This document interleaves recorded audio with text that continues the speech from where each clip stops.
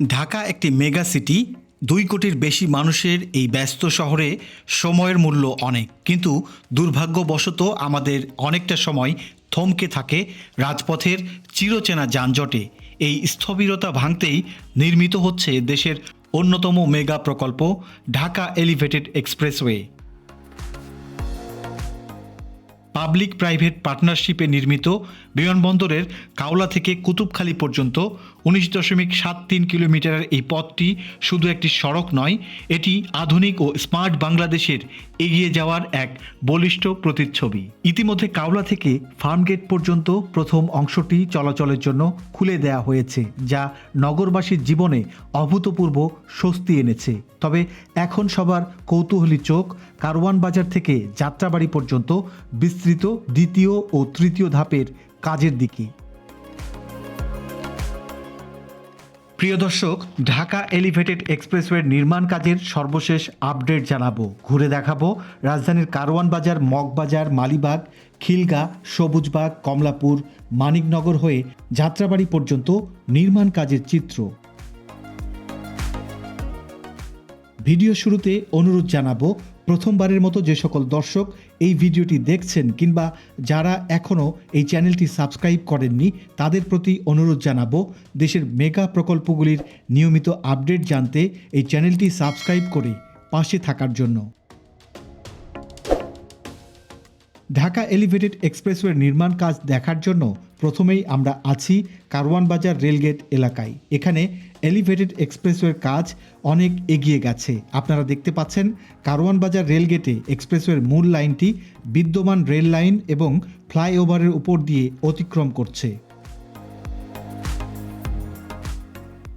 Rail line ও সড়ক এই দুইয়ের মধ্যবর্তী সংকীর্ণ জায়গায় নির্মাণ ছিল বড় চ্যালেঞ্জ। বর্তমানে এই অংশে গার্ডার স্থাপন, পিলার স্ট্যান্ডিং এবং রোড ডেক প্রস্তুত সহ বেশ কিছু কাজ শেষ হয়েছে। শ্রমিক ও প্রকৌশলীদের ২৪ ঘন্টার টানা প্রচেষ্টায় কাজ এখন কারওয়ান বাজার থেকে মগবাজার দিয়ে মালিবাগের দিকে এগিয়ে গেছে।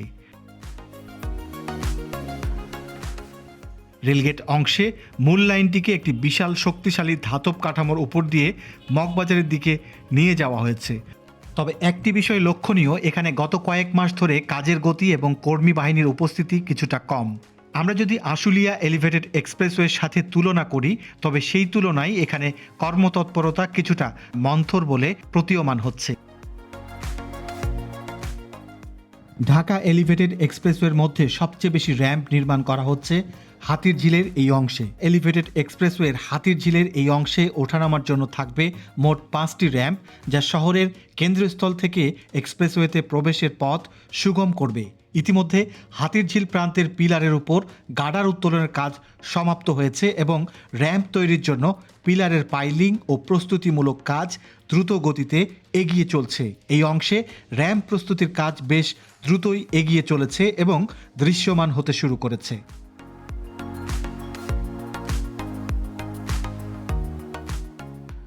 ইতিমধ্যে হাতিরঝিল প্রান্তের দিকে র্যাম্প তৈরির জন্য পাইলিং শেষে পিলার প্রস্তুত করা হয়েছে। হাতিরঝিল অংশে র্যাম্প তৈরির জন্য দীর্ঘ লম্বা বেশ কিছু পিলার প্রস্তুত করা হয়েছে।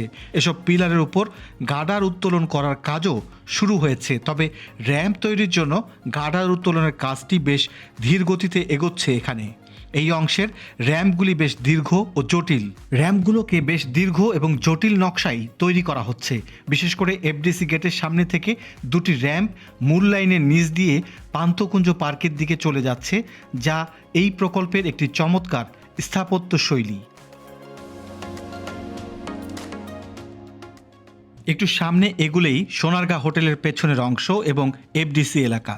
সোনারগাঁ হোটেলের পেছনের অংশ এবং এফডিসি সংলগ্ন এলাকায় র্যাম্প নামানোর কাজ দ্রুত এগিয়ে চলছে। দীর্ঘদিন আইনি জটিলতা ও আদালতের নিষেধাজ্ঞার কারণে পান্থকুঞ্জ পার্ক পর্যন্ত নির্মাণ কাজ বন্ধ ছিল। তবে স্বস্তির খবর হলো, সেই জটিলতা কাটিয়ে আবারও কাজ শুরু হয়েছে গেল কয়েক মাসে। সোনারগাঁ হোটেলের পেছন বরাবর নতুন কিছু পিলার তৈরির প্রস্তুতি আমরা দেখতে পাচ্ছি। পান্থকুঞ্জ পার্কের ভেতরে এখন বিশাল সব ক্রেন ও এসকেভেটর বসানো হয়েছে। কয়েকটি পিলারের মাথা দৃশ্যমান হতে শুরু করেছে, যা ইঙ্গিত দিচ্ছে যে এই গুরুত্বপূর্ণ র্যাম্পটি দ্রুতই মূল কাঠামোর সাথে যুক্ত হবে। ঢাকা এলিভেটেড এক্সপ্রেসওয়ে নির্মাণ কাজ সবচেয়ে বেশি এগিয়েছে মগবাজার রেলগেট থেকে মালিবাগ রেলগেট পর্যন্ত। এই অংশে একই সাথে কয়েক স্তরের কাজ চলমান। একদিকে নতুন গার্ডার উত্তোলন করা হচ্ছে, ইতিমধ্যে স্থাপিত গার্ডারগুলোর উপর ঢালাই এবং রোড স্ল্যাব বসানোর কাজ চলছে। মূল এক্সপ্রেসওয়ে লাইনটি রেলের উপর দিয়ে কত বিশালভাবে বিস্তৃত হচ্ছে তা এখন পথচারী ও যাত্রীদের কাছে স্পষ্টভাবে দৃশ্যমান। মালিবাগ অংশের মগবাজার থেকে মালিবাগ রেলগেটের আগ পর্যন্ত জায়গায় কাজের গতি কম দেখা গেছে, যে কারণে কাঠামোর পরিবর্তনও খুব একটা দেখা যাচ্ছে না। প্রকল্পের বর্তমান অগ্রগতির সবচেয়ে দৃশ্যমান অংশ হল মালিবাগ সেকশন, বিশেষ করে মালিবাগ রেলগেট থেকে খিলগা ফ্লাইওভারের আগ পর্যন্ত। এই অংশে বিশাল আকারের গ্রেন্টি ক্রেন ব্যবহার করে গার্ডার বসানোর কাজ চলছে। এর আগের ভিডিওতে 451 নম্বর পিলার পর্যন্ত টি গার্ডার উত্তোলনের কাজ দেখিয়েছিলাম। এরপর কয়েকবার এসে একই অবস্থা দেখা গেছে। 452 নম্বর পিলার পর্যন্ত টি গার্ডারগুলো উত্তোলন করা হয়েছে। এ পর্যন্ত এলিভেটেড এক্সপ্রেসওয়ের মূল লেনের জন্য পুরো অংশের গার্ডার বসে গেছে। 452 থেকে 453 নম্বর পিলারে টি গার্ডারগুলি বসানোর প্রক্রিয়া শুরু হয়েছে। এখানে একটি মাত্র গার্ডারকে পিলারের উপর বসানো হয়েছে। এই অংশের কাজটি অপরিবর্তিত দেখা যাচ্ছে বেশ কিছুদিন থেকে। আর মাত্র 3টি স্প্যান ওঠানো সম্পন্ন হলে এলিভেটেড এক্সপ্রেসওয়েটি মগবাজার থেকে মালিবাগ ফ্লাইওভার পর্যন্ত চলে আসবে। ইতিমধ্যে এখানে বেশ কয়েকটি নতুন পিলার উঠেছে এবং এগুলোর উপর পিলার ক্যাপও বসে গেছে। মালিবাগ ফ্লাইওভার পার হয়ে খিলগা অভিমুখে যাবার পথে এলিভেটেড এক্সপ্রেসওয়ের মূল লেন তৈরির জন্য বেশ কিছু নতুন পিলার উঠেছে। এই অংশে আরও 3টি পিলারের উপর পিয়ার ক্যাপ বসানো শেষ করা হয়েছে। এদিকে পিলারগুলির উপর টি গার্ডার উত্তোলনের মাধ্যমে আরও 3টি স্প্যান বসানোর প্রস্তুতি ইতিমধ্যে শেষ হয়েছে। মালিবাগ মোড়ে এলে আপনাদের চোখে পড়বে আরও একটি বিশাল কর্মযজ্ঞ। মালিবাগের ডিআইটি রোডে সাবেক মালিবাগ সুপার মার্কেটের জায়গায় নির্মাণ করা হচ্ছে টিএ টাওয়ার। ট্রপিক্যাল হোমসের তৈরি এই 45 তলা বাণিজ্যিক ভবনটি হবে প্রায় 500 ফুট উঁচু। একদিকে এলিভেটেড এক্সপ্রেসওয়ে আর অন্যদিকে এই স্কাই স্ক্র্যাপার। সব মিলিয়ে মালিবাগ এলাকাটি যেন এক আধুনিক নগরের রূপ নিচ্ছে। মালিবাগ রেলগেট এলাকাটি ঢাকার সবচেয়ে ব্যস্ত ও যানজটপ্রবণ এলাকাগুলোর একটি। এখানে একটি গুরুত্বপূর্ণ র্যাম্প থাকবে যা মালিবাগ ও খিলগা এলাকার যানবাহনগুলিকে এক্সপ্রেসওয়েতে প্রবেশের সুযোগ দেবে। খিদমা হাসপাতাল এলাকা পর্যন্ত এই র্যাম্পের পিলার তৈরির কাজ এগিয়ে গেছে এবং বেশিরভাগ পিলার ইতিমধ্যে দৃশ্যমান হয়েছে। বর্তমানে মালিবাগ মোড় থেকে খিলগা ফ্লাইওভারের অভিমুখে বেশ কিছু নতুন পিলারের উপর পিয়ার ক্যাপ বসানোর কাজ শেষ হয়েছে এবং টি গার্ডার উত্তোলনের প্রস্তুতি নেওয়া হচ্ছে।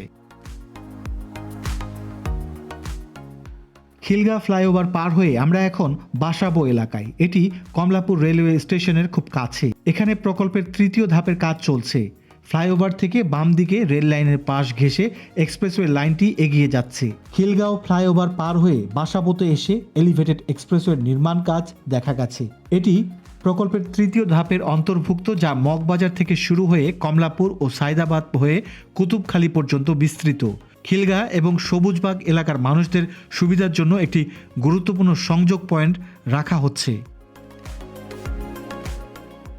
এখানে বেশ কয়েকটি পিলার নির্মাণ করা হচ্ছে। পিলারগুলিতে ঢালাই কাজ চলছে। অল্প সময়ের ব্যবধানে এখানে বেশ কিছু পিলার দৃশ্যমান হতে শুরু করেছে। আবার কিছু পিলার তৈরির জন্য পাইলিংয়ের কাজ চলছে। আগের বারের চেয়ে এবার দেখা যাচ্ছে ঢালাই করা পিলারগুলির উচ্চতা বৃদ্ধি পেয়েছে। নতুন নতুন অংশে পাইলিংয়ের কাজ শুরু হয়েছে। এখানে এলিভেটেড এক্সপ্রেসওয়ের একটি ওয়ার্কিং ইয়ার্ড আছে, যেখানে কর্মীদের কাজ করতে দেখা যাচ্ছে। এলিভেটেড এক্সপ্রেসওয়ের জন্য বিভিন্ন নির্মাণ সামগ্রী ও যন্ত্রপাতি এখানে রাখা হয়েছে। এখানে কর্মীর উপস্থিতি কম, কাজের গতিও কমে এসেছে। এবার আমরা আছি কমলাপুর কন্টেইনার ডিপো এলাকায়। গত কয়েক মাস থেকে এখানেও শুরু হয়েছে ঢাকা এলিভেটেড এক্সপ্রেসওয়ের নির্মাণ কাজ।